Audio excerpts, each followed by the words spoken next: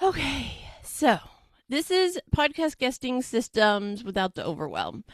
And part of that is having a system. I know I am still fraudulent on following my system every time I guest or apply to guest. But we can all start somewhere, right? So I put the handout in the chat. If anybody has issues with getting that, I'm going to drop the link to just in case because, oh, it's not letting me. That's weird.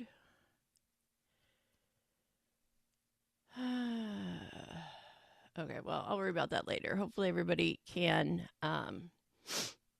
open it and access it. There are hyperlinks in it to some of the, not only to the spreadsheet I mentioned, but to some of the tools. Most of you know Listen Notes, Podmatch, but there are some other ones I found in my research for this. So I wanted to share those. They are not ones I've used, but they definitely have different points of interest, things like that. So before I jump in and start going through the content I have planned, are there any major questions you guys have as guests of how to find podcasts, what to do after, any of that before I jump into this? I'd love to answer your questions if you have any specific ones.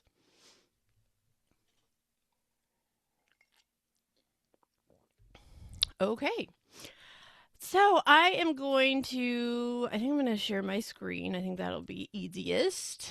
And then we'll walk through the handout. I think I'm going to share the worksheet first. So let's start there. Why?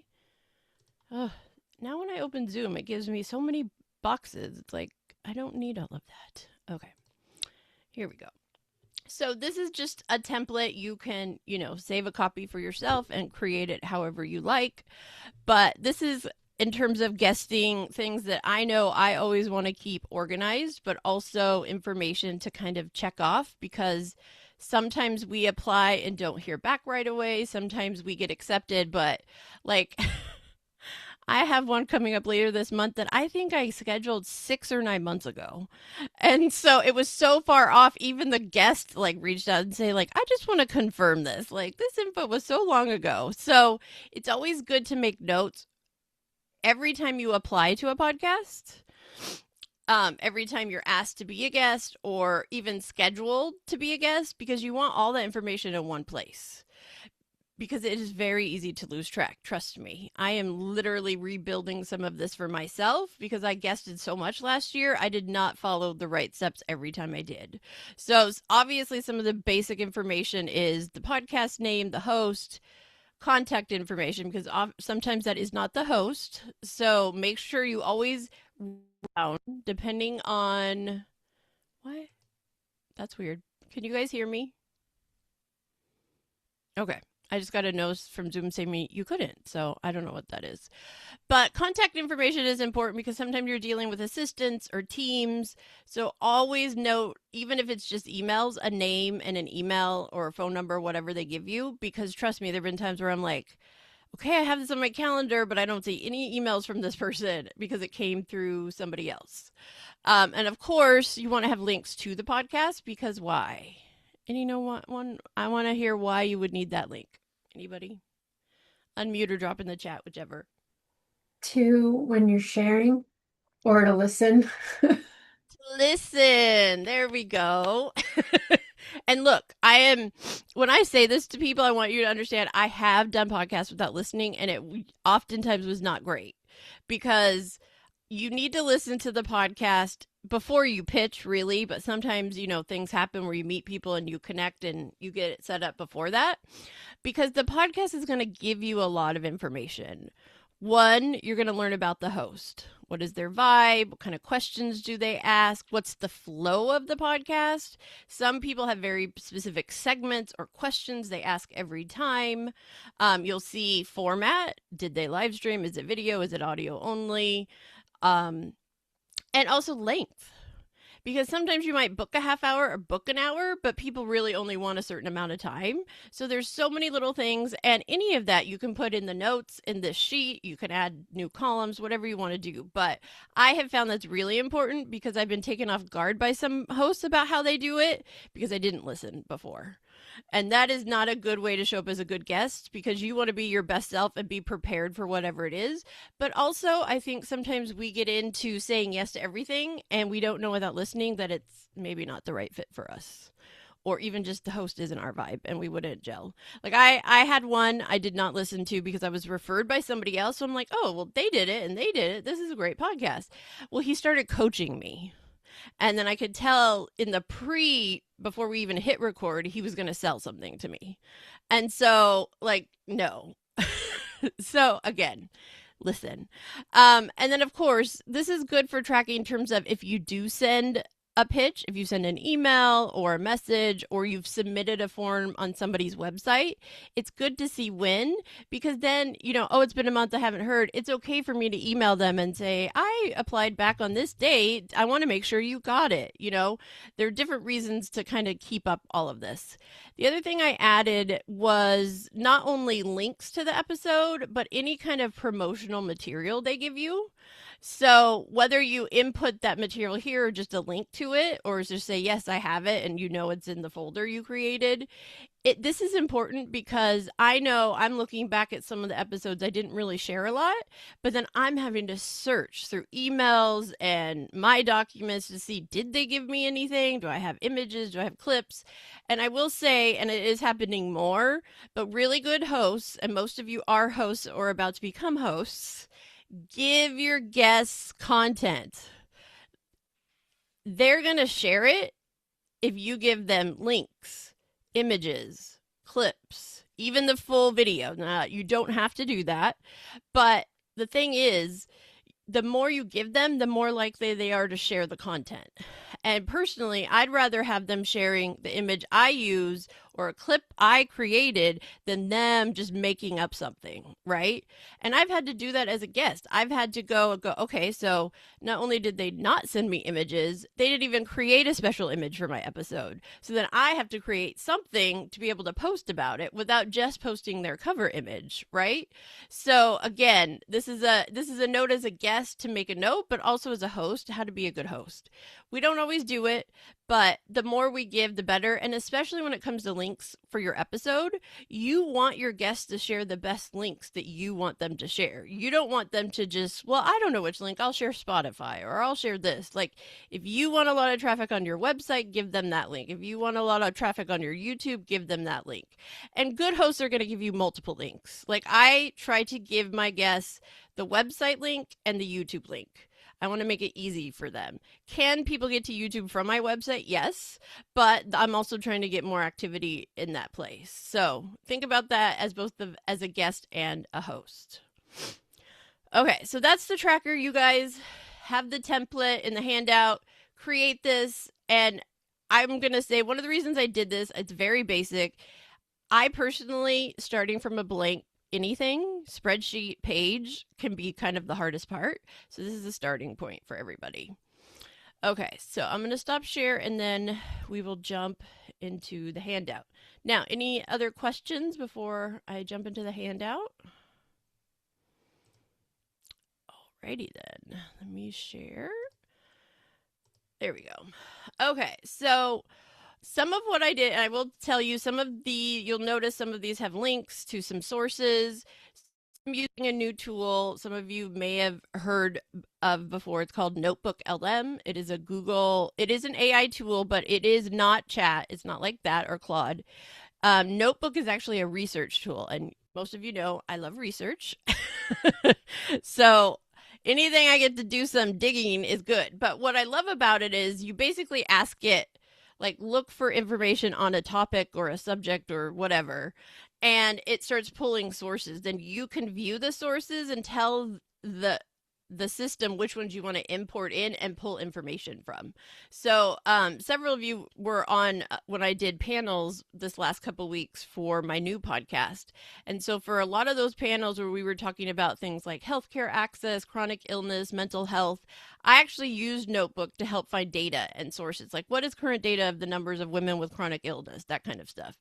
So that is where some of this came from. So some of it is just information that has been pulled from multiple sources.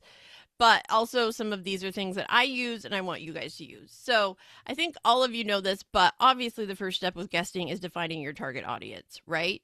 Who is it that you want to be speaking to? Similarly, when we're creating a podcast, but so is probably going to be a little more broad with guesting because often, and I know each of you have a couple different topics that you can speak to. So the listener base might vary slightly depending on that. And so for me, I have different listener base depending on what I'm promoting. I do sometimes do podcasts just about pets and things like that because I'm promoting that podcast. But for the most part, it's around podcasting, launching, growing, guesting.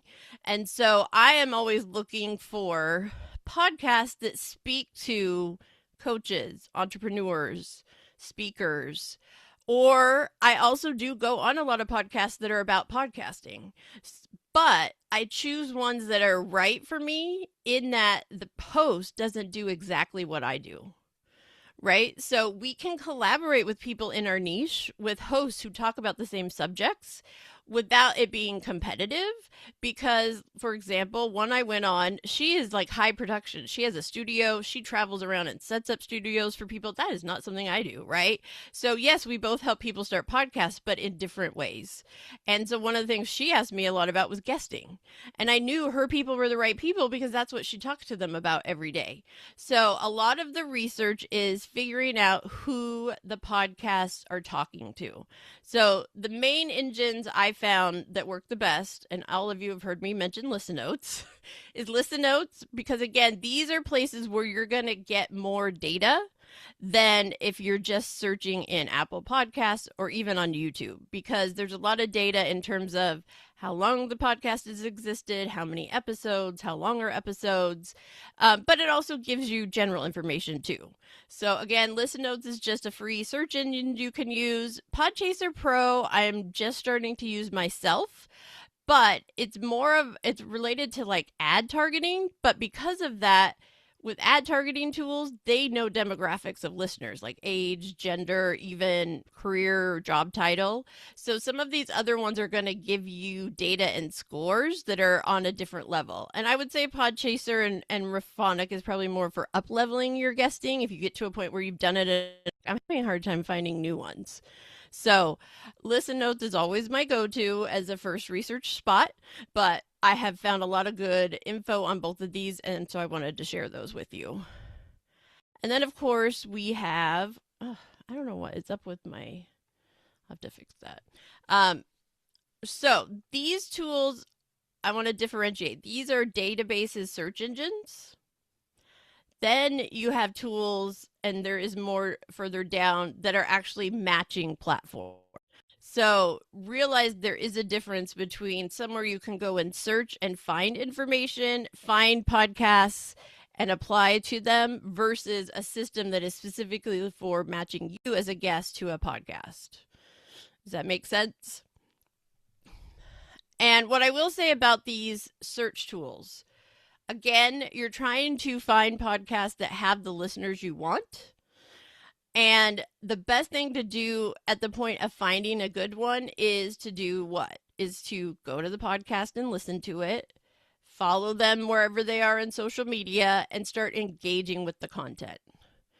Yes, you can do cold reach outs, but you're going to get more success having listened and engaged with and see where they're showing up than just finding them on a list somewhere and applying to them. Plus, on Listen Notes and the others, you want to go to the podcast. You want to go to the website or whatever links they have, because oftentimes they may have somewhere on their website that says, you want to be a guest, submit this form, or go to this link and fill out this form. So you may find a way to apply without it having to be a cold reach out. And that is always better. And if they don't have anything, I don't suggest emailing hosts and saying, hey, I found your podcast. Are you looking for guests? Like, hosts don't have time for that, right? And all of us as hosts know that. So a lot of times I want people to put on the hat of the, thinking about if you were the host you're approaching, how would you respond if you approach them in certain ways? And that may help you with, what are the best ways. Of course, we have podcast matching systems. Everyone's heard me talk about Podmatch. I use it. I love it. And I also will tell you this because, again, we're all hosts or potentially going to be very soon. There is a big plus of being on Podmatch beyond just being on there as a guest. For only $6 a month, you can add your podcast to Podmatch, which means you get to create a whole page for your podcast with your links and your information and who your listeners are and all of that. $6 a month, and it will start automatically matching your podcast with guests. Now, there's no requirement for you to take any of the guests, but, and I will share some numbers later because I can't think of them off the top of my head. I just recently put Podcast Your Story on Podmatch. My downloads boomed as soon as it was on there. I have had days with 130 downloads. I was barely at like 250 downloads before I added it to Podmatch because I haven't done a lot of work on it. And so one of the things about some of these tools is it's not always just about you guesting and being connected. It's also getting people to view your podcast, to view your websites, to click on your links. So, and I will show you some of those numbers because it is really crazy what has happened. But I just wanted to make that point. Okay. Any questions, comments, anything before I keep going? Okay, so let's talk about how to analyze a show's content and history. One of the things I often tell people why it's important to go listen, but also to review, like what are the topics, who have their guests been, is because if they just did an episode or even a series of episodes on the topic you want to pitch, should you do it? No. Okay, so think about it this way. If Abby, the podcast lady, just had me on to talk about strategic guesting, somebody else found it and said, oh, this is a great podcast. I want to talk to her about strategic guesting. What do you think Abby's response would be? Thanks so much. I would love to have you, but I just covered this topic in the most recent episode. Now, there may be enough differences, and sometimes it may simply be, okay, somebody already talked about this. How do I talk about it differently? And maybe it's, I just saw you talking about strategic guesting. I would love to come on and help people with what to do once the episode's published. I can show them how to get this much content out of that guest episode, right? So it's also about the content and not pitching something that's already been covered, but also maybe editing or shifting how you were going to pitch yourself. So again, you want to check activity. You do not want to be pitching yourself to a podcast that is not active. Have they actually been posting episodes? Have they, another one, which again, you got to look at the podcast. Do they even have guests? Some podcasts don't, right? So you don't want to pitch a show. Now, this does say, this is research, not to pitch a show under fewer than 20 episodes. And I get why, right? People are just starting out. Are they going to make it? Are they going to keep going? Especially in that 5 to 10 episode, that's the pod fade area. But if it's somebody you know and you want to be on their podcast as they're launching it or in the early days, that's okay, But it is important to see, okay, how long has it been out? How many episodes? How consistent is it? And then also, look at the last 20 to 30 guests or less than that. Like, think about, who are these guests? Who is this podcast saying yes to? What kind of, perspective do they have? What kind of level of business are they in? And sometimes I've been matched even on Podmatch, and I'd be like, you know what? I'm not ready for this podcast. I'm not ready to pitch myself to a top 2% because I'm trying to get more consistent with my own stuff, right? So just because you find a good one, be the right match now, you can add it to your list and say, come back to it in 6 months, right? So I really want you guys to think about it more strategically instead of just a black and white, this is good for me and this isn't, because there are a lot of gray areas. And also sometimes it may not seem like exactly the right fit, but you like the vibe or the host is fun and you just think it would be great to be on. I was on a podcast about Bruce Springsteen superfans, which I am not. And we were matched on Podmatch, and I don't even remember what it was that we decided to do it anyway. And we had an hour and a half long conversation about 10 different things, podcasting and music and all these things. Like, it was so much fun, and it was still a great episode, and I still got to mention my business. So also don't limit yourself, right? Okay.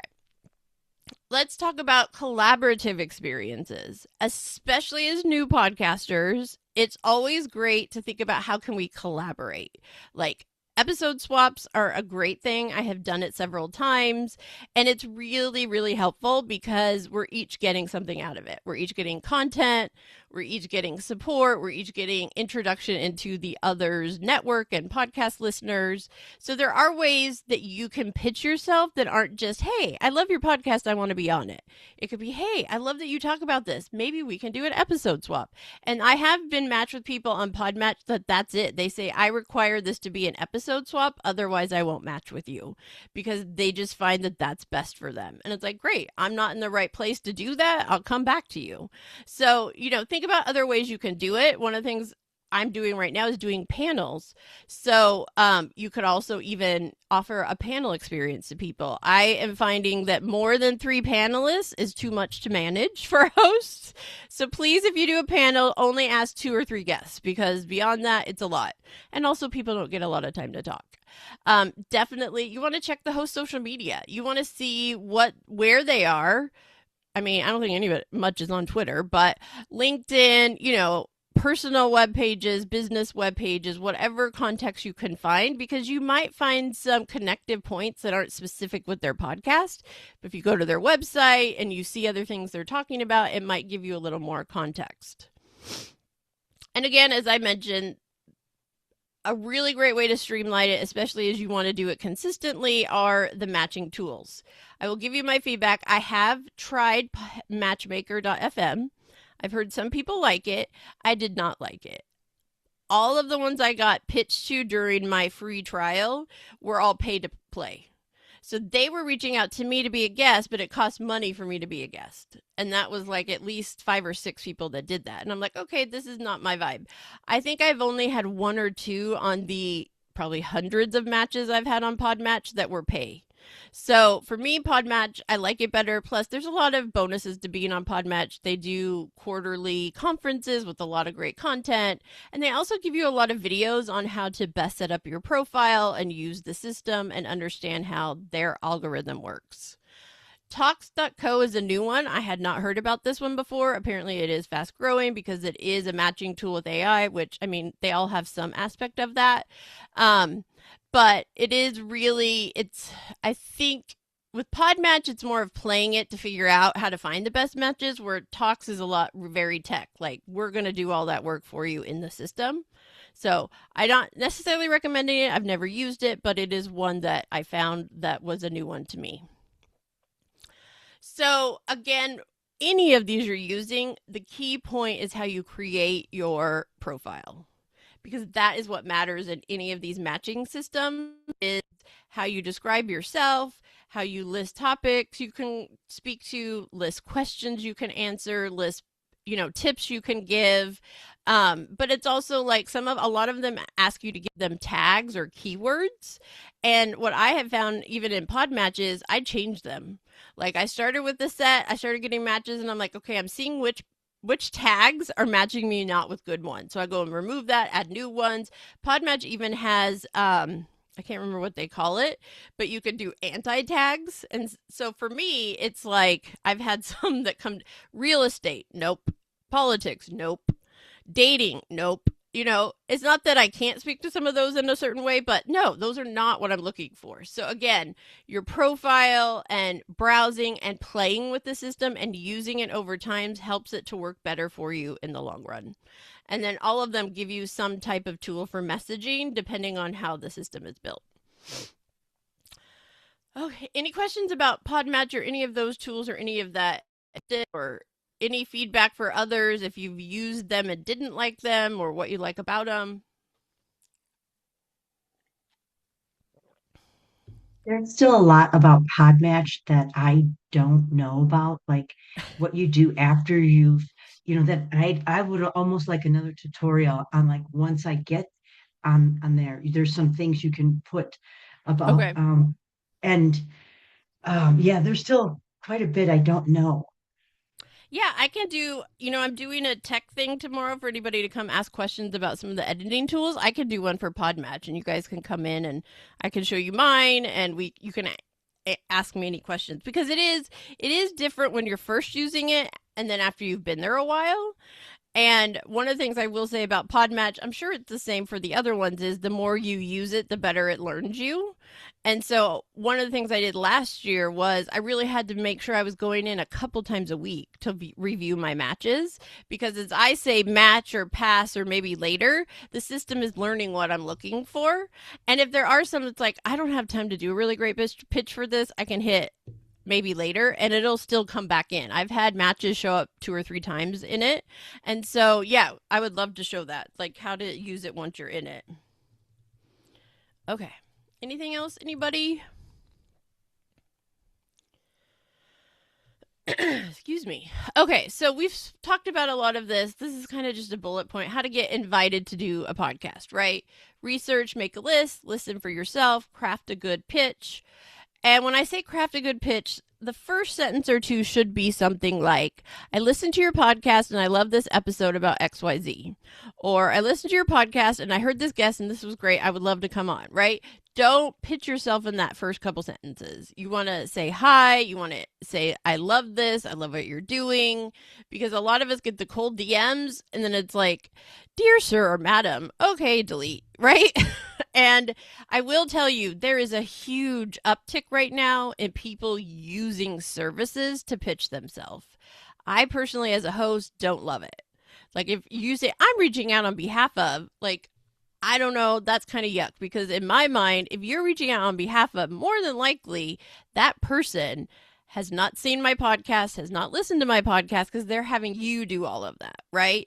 And this isn't a reminder for podcasters, especially those of you getting ready to start. This is your podcast. You can say no to anyone, because you have to own that. And sometimes I think early on we're like, oh, I got to say yes to everybody. I just need guests. No.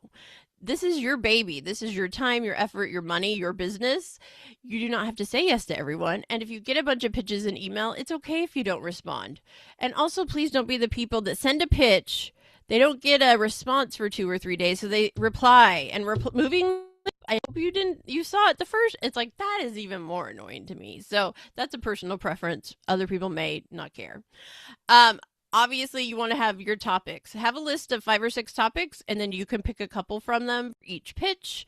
Also, think about any kind of social proof you have. If you want to say, hey, if you'd like to see me on other podcasts, go to this link. You know, whether it's on your website or a playlist on YouTube, you can share your links, share your experience, share places you've already done it. One of the things I really want to be polite and professional, keep it friendly, don't make it long. Oh my God, when I open an email and it's like I'm like, nope, not doing it. So, and again, follow-up is okay, but it, like this says, and I'm really glad the research backs me up, 7 to 10 days is okay. Not 2 to 3, not even in the same week. Like, realize all of us, sometimes we get to email at certain times of the day or certain times of the week. So just be aware of that, and you want to be the one that isn't annoying someone. Some other tips, and there is some good resources linked here in this section, is how to send, right? How to send without being overwhelming or just sending the same thing over and over again. Of course, please personalize greeting. I have had people recently send me messages, and especially emails, that had the wrong podcast name in them. And I even got one that had the wrong first name. Hi, Sarah. Nope, that's wrong. Delete. And I had another one who not only sent it with the wrong name, then they sent a second one following up. And that is when I replied, I do not have a podcast called that. Please stop messaging me. And they're like, oh, sorry. Yeah, no, that is not cool. So this is where the time is important, and keeping track and making notes, because yes, we can all have an error, and I have copied and pasted an email with the wrong name in it. We all do it, you know, but when you're pitching yourself, you really want to make sure that doesn't happen. Of course, we've talked about compliment the show, introduce yourself. You can add attachments, and I have talked about, and if you guys want, we'll talk about it at the end. Having a podcast guest one sheet is great. A bio, your photo, links to your podcast, link to guest episodes you've been on, topics you like to cover. That's always a great thing because it's also professional. If they can click something and it opens, say, okay, this person really is doing this. And then, of course, next steps like, hey, I would love to be a guest. Are you open to it? Should we meet? Is there a form I can fill out? Put some kind of action in it because that's better for the host than just to be like, I'd love to be on your show. This is why I'm great. Like, that's open-ended. You want to give them some specific steps because that means more likely they might respond or do one of those things. Okay, so all we've talked about now is finding and pitching. So we're going to get into what to do after. Before I go there, any questions, comments about finding, pitching, things you've had an issue with, anything like that?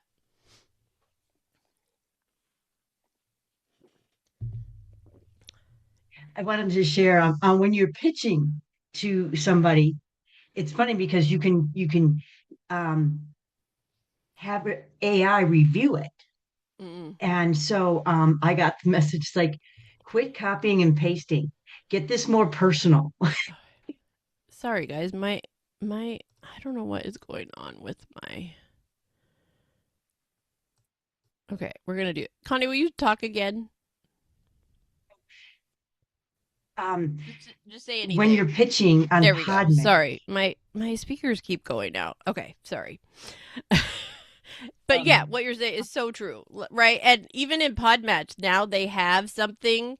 You only get like certain number of them a month. There's a little button that says check my pitch before you hit send. And it'll give you some suggestions of maybe add this in so it seems more specific, or, don't say that versus that. So, yeah, I think there are little ways. You can even do it, with Chat or Claude. You can say, this is the podcast I'm pitching to. This is my pitch. Give me some feedback, right? So you're not asking them to do it for you. You're just asking for feedback based on the content. Okay, so let's talk about what to do. Okay, so you booked it, it's recorded, you find out. So what you do to prepare for the interview. Obviously, like, think about, this is something, if you put it on your calendar, make sure the morning of, the day before, you put some time on your calendar to go back to the podcast, review what it's about, who the host is, because there have been times where I book so far out when I show up for the interview, I'm like, crap, I don't remember what this podcast is or what they do, or even the questions maybe they sent me 3 months ago. So always put some time in your calendar ahead of anything you book. That is definitely something that I'm trying to do because it will help you in the long run. Obviously, you want to think about, like, what are your key messages? What are the, talking points you have for this? You may not get to all of them, but it's always good to have some notes, whether it's written down or on your computer. Storytelling. Are there certain stories that might be applicable to this podcast? But really what I find is most important is the share value. So what value are you going to provide to the podcast host and their listeners? And this is important for pitches too, because a lot of people say, look at me, I'm so great, I do all these things, but don't say, I can give your listeners 10 tips for how to start their podcast in the next month, or I can give them 5 ways to find the right podcast for them to guest on, right? So think about tips, think about things you can share, think about things you can say, yeah, come to my website, grab this checklist or this workbook. So be very specific in the value. It helps with pitches, but it also is really good to have just some notes to think about, because there have been times where I'm like, I don't know what to share because I'm not really thinking about it. But then that also goes back to sharing value, but having an evergreen link. As a guest, you should not be spouting out multiple links, because that's not great. And now they may ask you in your guest form for multiple links, like your website versus your social, and that's fine. Give them what they ask for. But when you're as a guest, and oftentimes towards the end of an episode, a host will ask me, Julie, it's been so great for you to be here. Can you tell everyone where to find you? I used to say, yeah, I'm on Facebook and Instagram and here and there. No, I'm like, yeah, you can find out about all my upcoming events, my podcasts, everything you need to know at juliemartypearson.com. And that's the only thing I say, because then I know that's the one link I have to keep up to date. It has any of my upcoming events, any of my upcoming offers. I have a page there of all my guest episodes. So even though I might have a different workshop I want to get people into this month than next month, I have no idea when this episode may come out. So by giving my main website and saying you can find all of my upcoming events there, they know they're going to find whatever is the newest thing.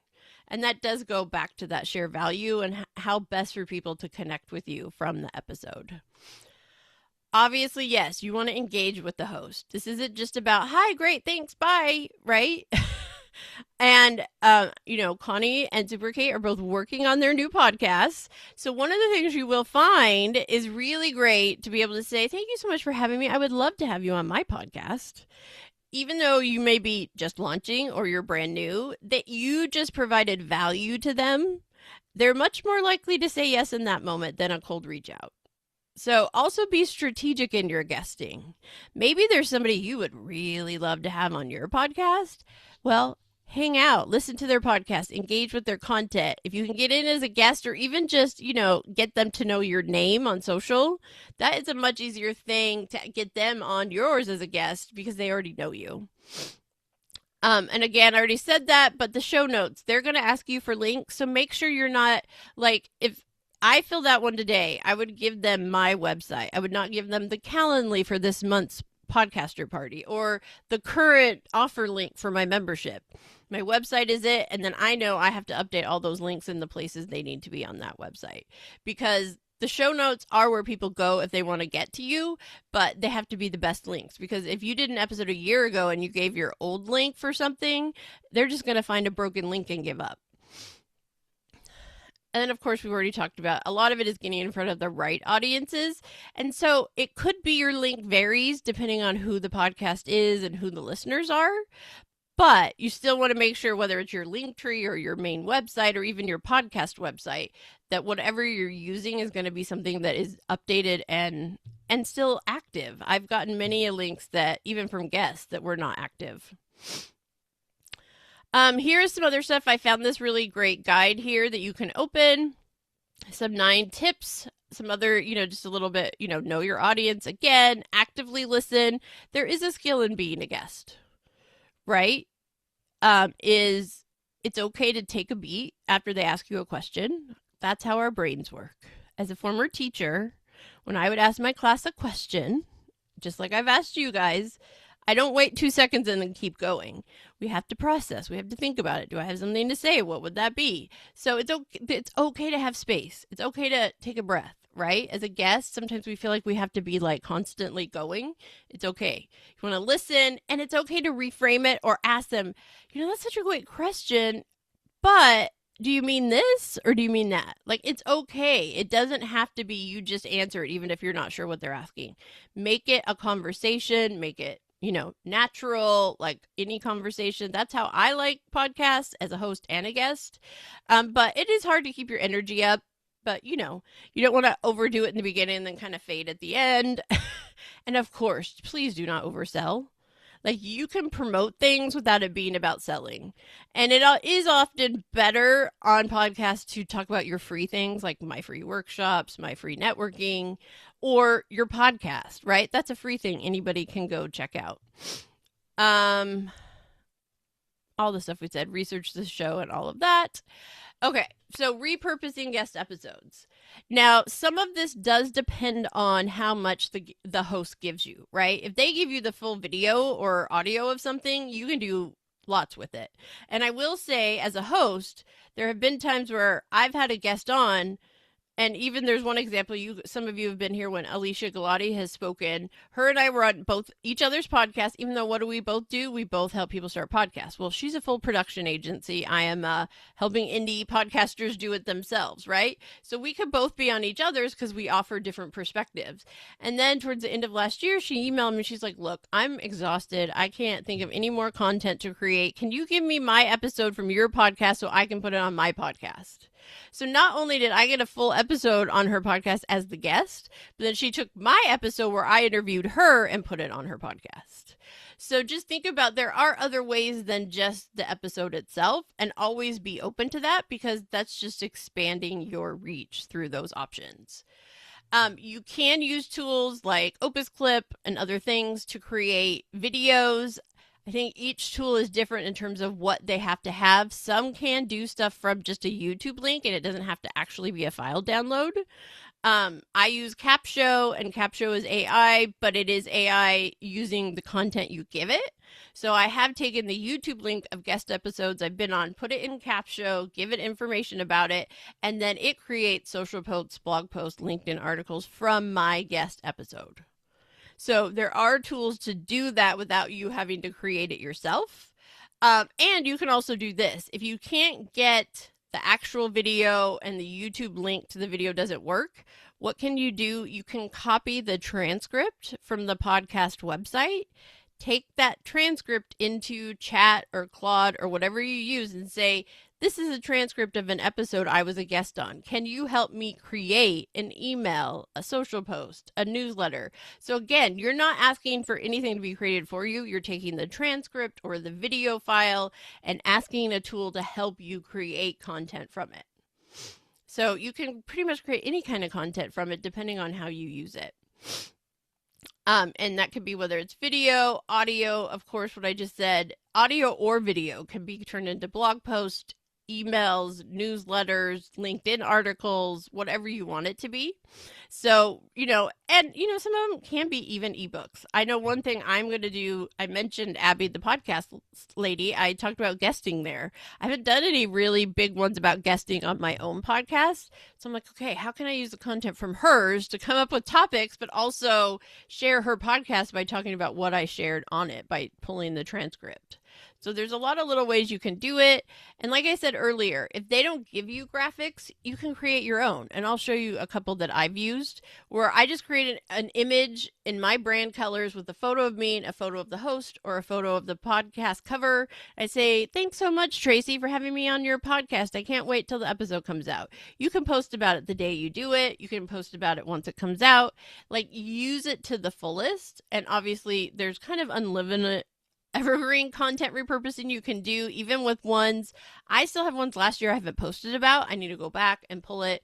And if it's the right time for me to share the content because it relates to something I am doing now, then that's great too. Okay. I didn't think we'd get through all of it, but that's okay. Oops. Stop share.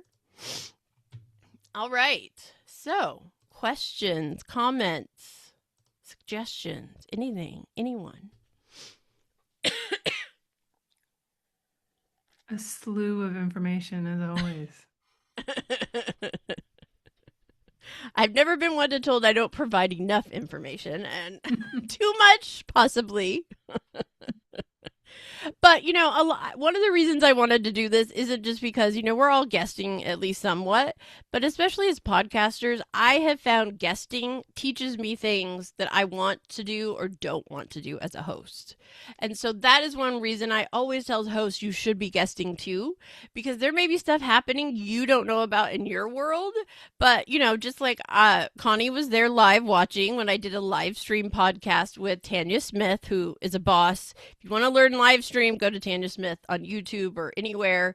And I had no idea the tool she used.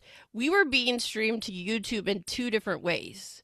She had us being streamed vertical, like in full image, but we were also being streamed in horizontal with like a real size image at the same time. On top of Substack, LinkedIn, Facebook, and now apparently you can live stream to Instagram too. Which I knew you can live stream to Instagram like on it, but I didn't know you could send it to it along with all the others. So it's like I feel like every month there's a new thing. And I didn't know that without being a guest on her show. I saw like the first half of that one. Because it was evening and I was just like, I can't. Right. Yeah. She does do evening, which is hard for me too. Yeah. But how many different programs was she using, or was that all through one program? So, and I know at the time she was using something else, but she was using StreamYard. Oh, and okay. so through StreamYard, her content was going to all of those places at once. So StreamYard and Riverside are the two biggest with respect to that. So you can be streaming to multiple places. I do, and this is nothing against Riverside because I like it and I use it. I have found that I think StreamYard's ahead of them in terms of how many, because I've been playing with it and I've only gotten a certain number of options. Like I've set up YouTube, LinkedIn, and Facebook, but there hasn't been an option for Instagram. There hasn't even been an option for Substack. So the fact that I know hers did that, it's like, ooh, that doesn't mean I'm going to go run and switch because that's a whole other headache. Let me tell you. But yeah, it's a tool like that, and I will say both of those tools are really upping their game because they'd rather you do everything inside them than go outside. So I still use Descript, and I probably still will. I think I like it for my pet one. But Riverside, I can record in there, I can edit in there, and I can publish from in there. It's like, oh, that's like a lot less steps to go from Zoom to Descript to Buzzsprout, right? So they're definitely, and I think that's going to keep happening. Tools are going to keep adding because they're like, no, we want to keep you. We want you to do it all with us. I will say, though, Riverside is hosting, not impressed. Like, very limited in where it goes, very limited in analytics, and I never really found like it was weird. So I'm also moving it again, but I'm using my newest one as kind of testing ground to see like what are these features people are using. So I am getting in the process of moving it to rss.com, which is a hosting platform like Buzzsprout. But I met with one of the guys that runs it and I was blown away at the data. And they actually allow people to start monetizing at as little as 10 downloads. What? Right. And I wanted to say, excuse me, I don't understand. Like, they are really building a platform that is about analytics and data and how to monetize in a way that I love Buzzsprout, and I will probably always keep my pet one there, but it doesn't do it. And there's like limitations. So again, I say this as we can't know all the stuff, but I will always share with you guys tools that are going to make it easier and eliminate some of the back end work, because I'm really surprised at how much people are adding and how much things are evolving. And I think it's just going to kind of continue to do that. Does RSS go to as many places as Buzzsprout? Yeah. It may even go more. I don't know. I'm in they're doing the back end work for me right now. And one other thing I will say, I don't highly suggest moving around hosts because it's kind of a pain in the ass sometimes. But I'm doing it with a podcast that has 3 episodes. So if I lose a little downloads at this point, it's not going to kill me. I'd rather test it and see what it looks like in different places. I am still a Buzzsprout stan. I mean, for a low cost, you get a website, you get analytics, you get a lot of the stuff you need. But so I'm going to get techie, and I don't even know it as well as other people. So right now, quote podcasts, you have to have an RSS feed. That RSS feed is what sends your podcast to Apple, to Spotify, and you can even send it to YouTube and other places, right? All the podcast apps, most of which are still audio first. Well, you guys heard about Apple talking about video. So Apple's always allowed some video, but it's very technical, so very few people ever really used it. So what the video is it's called something called the HLS feed. So it's different than the RSS feed. The HLS feed allows video to be sent. So they're opening this up. They're not getting rid of RSS. They're adding it. And so that way you can upload video, and then the video and or audio goes to the different places depending on what those places accept. So if I'm uploading video to something, it's going to Apple, Spotify that take video, but it's also going to Good Pods and all those other that are just audio. So right now we're in a transition. And some people think HLS is going to overtake RSS and it'll eventually go away. Some people don't think so. It's just an and, not an or. So there's a lot of that going on that is pushing these platforms to find ways to help us do things without us having to go, here's my audio Buzzsprout, here's my video YouTube, because it takes more time. And then you have to go to each and fix it and fix the spacing and all that. And that makes it harder. So that's why I went to Riverside to test it. It didn't make it better. I will say I sent it, and yes, it went to the audio only and YouTube at the same time, but I still had to go into YouTube and fix it. and the spaces and the links weren't right. And they do not give as many options as Buzzsprout where you can put all your info. So, there's always plus minus. And so it's the same thing for guesting. Some of them people like, some people love Podmatch, some people don't like it. So it's like use what you like and what works for you for sure. So, okay, so you said RSS is what you're trying out now with your new one? So it is a little confusing because RSS is what anybody can create through any host. So I have an RSS feed through Buzzsprout. RSS.com is actually a platform that's called that, but it's a host like Buzzsprout. Okay. So I'm testing it out instead of Buzzsprout to see if it will host me in a better way where I have to do less behind the scene. Does it make the transition to YouTube easier? I don't Or know is it the yet. same? Okay. They're transferring it right now. So that's why I'm testing.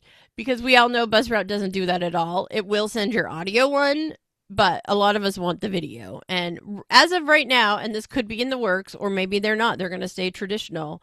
Buzzsprout, you can't upload video files. You can only upload audio files. So they can't send video because they don't even accept it.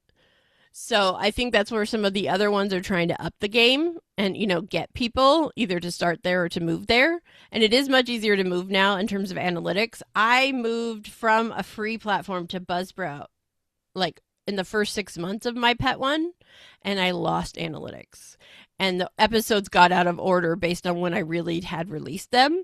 And that annoyed the hell out of me. But, I was new enough, it didn't really matter. It's much easier now. There's so much more they can do a lot more in the back end for us. But I will say the transition and using Riverside was not great. And so I would definitely not right now recommend it as a hosting platform, but it just became one. So I'm sure they're still working out some of the issues and the kinks too.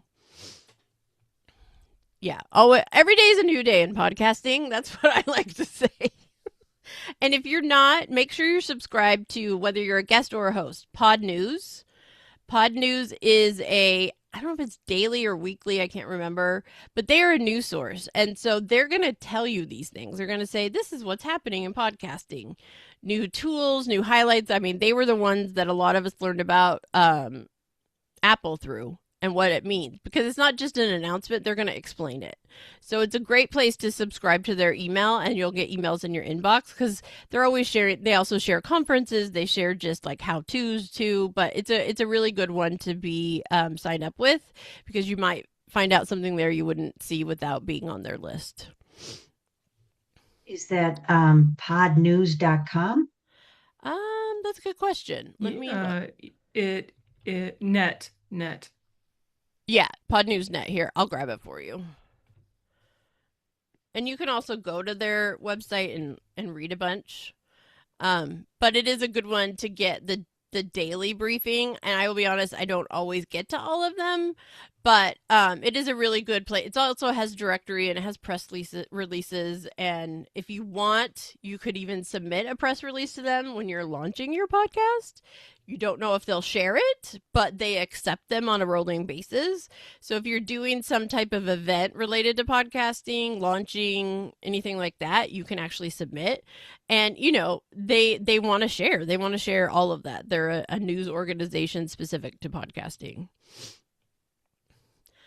Okay, we have a few minutes left.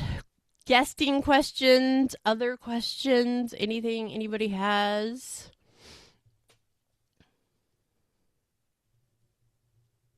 Do you have any tips? So I don't know how to fix this problem. I had the podcast Every Brain is Different on Spotify for creators, but it was back when it was Anchor. Right, me too. That's where I That, started way yeah, back. that is still up, even though it doesn't have any episodes or anything like that. I don't even have the account anymore, and they won't shut it down. And then I had the podcast I have now was hosted on another thing. I don't remember what it was hosted on because somebody else did it for me. They did everything for me. Mm. And that podcast is still up. And I'm like, Oh my and I gosh. don't have access to I don't even have access to the account to take it down. And so I've contacted Apple, I've contacted Spotify, and they're like, there's nothing we can do. And I'm like, but really? Like, So does why? it come up when you search the name of the podcast? Yeah. So Oh, if you search that's Every Brain annoying. is Different, it comes up with all three podcasts. And the one that I had before I revamped my show has like 40 episodes or something like that. And so people get very confused. Oh For the no. podcast I have now, I renamed it like Autism and ADHD Parenting Strategies, Every Brain is Different. Mm-hmm. But yeah, so Okay. it's So I still have coming I up have the some other one. people that I can ask because I Okay. do not have the answer, and I do know what you're talking about because Anchor, which is now Spotify for podcasters, was where I started my pet one, and then I moved it to Buzzsprout, and I had that where I'm like, why am I still seeing it here or there, and I haven't even checked. I probably shouldn't check on it. So I do know someone who one of the things she is creating is an app for analytics. It's going to pull from all sources so that somebody who has been on multiple hosting platforms or other things can go to one place and see everything together. So I mean Yeah. that's one option for you to be able to see it all, but she may know how to back end wise get rid of those or at least transfer them all to one place. She's actually speaking at the podcaster party in April. So I'm gonna ask her because since she's working on an app, literally doing some of this, she may know how to do the workarounds. So I'm gonna ask her, but I'm also gonna look you up and see what it is and kind of look at it too to see if I have any suggestions. Okay, that'd be awesome. Thanks. Yes. Anything else? Any other asks or comments anybody has? It was a lot of stuff. It is. And you know, and I'm toying with, and I'm have your feedback is welcome. You guys are all in my membership. I've been toying with doing something like having kind of co-running podcast launch growth section podcast guesting where every week or every month there's a certain topic we cover related to each in the membership. So every month there's one space just for guesting, and we, maybe we do pod match one month, maybe we do listen notes one note, something like that. And then, people can also come to the hosting one where this month we look at analytics or this month we talk about categories, right? So I am playing with something like that where people can join one of those programs or you can go to either of them from within the membership because I want to make it more specific and useful for all of you guys and not general.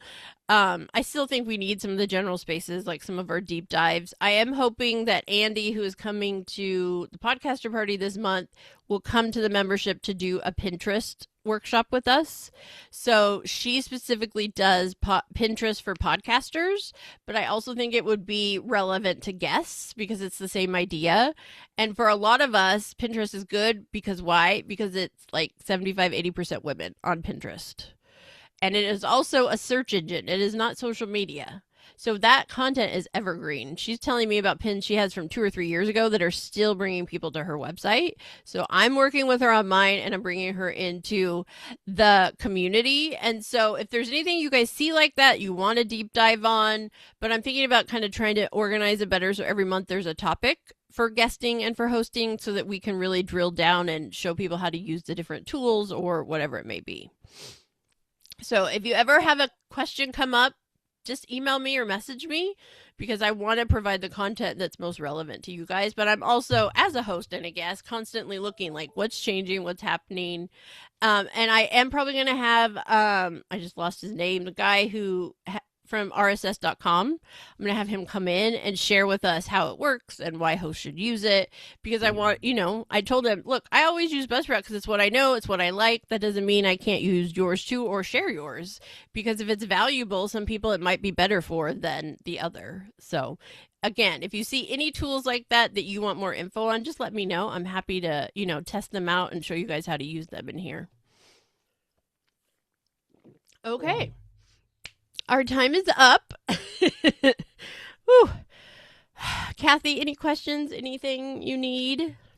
No, that was really good information. I am kind of putting that in the back burner because I'm excited about the session tomorrow. So, Oh, yes. I'm like, tomorrow. Oh, right. The tech session, because that's Yes. kind of where I'm at still. Yeah. Okay.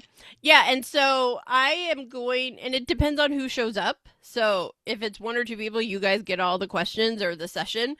I am using it for Descript and Riverside specifically because a lot of people are using those for recording and editing, even if you're not a host. So those will be what I'm showing. But if you have a specific question about something else, that's fine too. I also can. The other thing I mentioned I can answer is YouTube. I've been working on my YouTube in terms of setup and also going back and fixing things based on what we talked about last month or back in January with Tamira. So any of those three things I'm covering tomorrow. Any questions you have? So yeah, please come and we'll deep dive into whatever you want some help with. Okay. Awesome. That'll be great. Okay. Well, I will see you tomorrow, and Connie and I are gonna hang out. So I'm gonna stop the recording. Okay. Go.